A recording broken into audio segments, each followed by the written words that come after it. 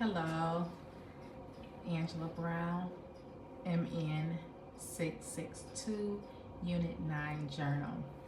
So, in Michigan, there is no mandated reporting for intimate violence, um, domestic violence. Uh, it is said that contacting authorities, or if the if they reach out, it will make it worse for them, where the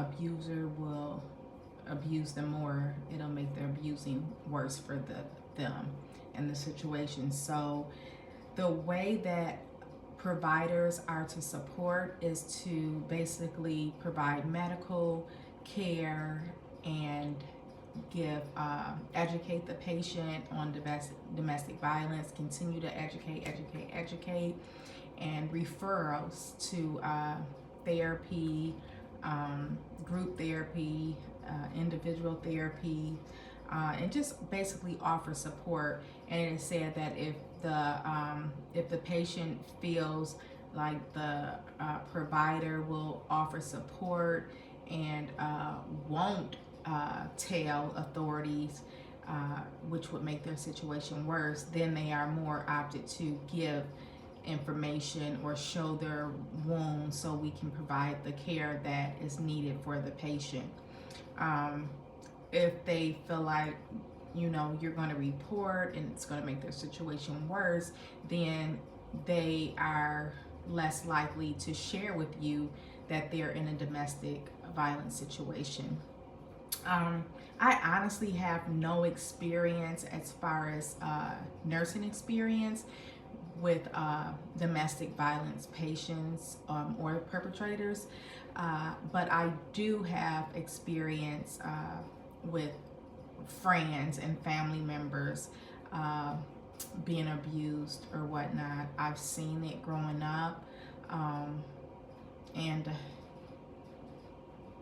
I've seen friends who dealt with it and, were in the situations, and a lot of them make excuses for being in the situation, and they never leave the situation until they get tired of it. No matter what anyone says or the advice that they are given, they just have to be fed up.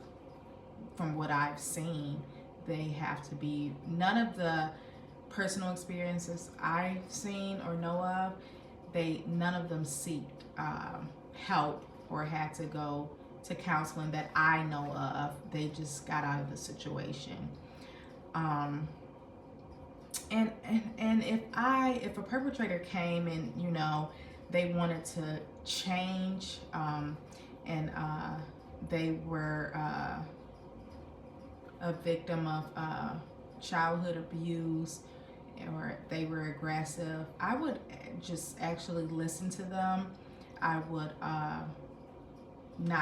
be non-judgmental. I would everyone deserves a second chance, and I do believe that people want to change, some people. And so I would respect that they were coming into therapy, and I would be non-judgmental. I would use CBT therapy. Also, I would integrate some motivational interviewing, or therapy in there. Group therapy would be beneficial for them, and group therapy would be beneficial so they can see that they're not the only ones in the situation. There's other people who is newly coming into the group, or people who've been in the group for a while, and they have changed their behavior.